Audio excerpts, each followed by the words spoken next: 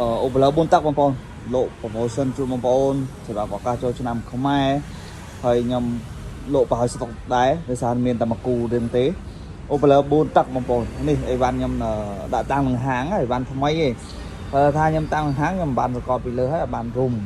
ខ្ញុំបកមកដាក់តាំងទៅឃើញសកលពីលើទៅមានស្នាមដានជើងសកលពីលើនេះ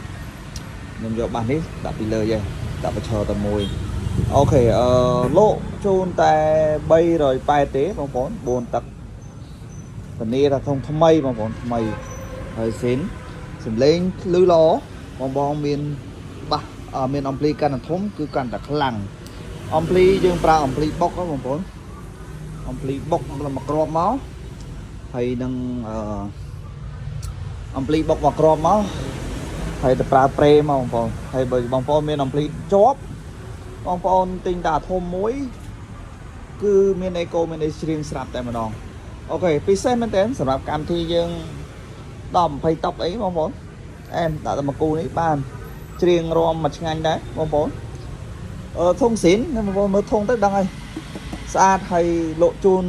បងប្អូនតែ380ទេលោកបើហើយស្តុកតែម្ដងមានតែមួយគ្រាប់ហ្នឹងទេអូខេពិសេសមែនតើបងប្អូន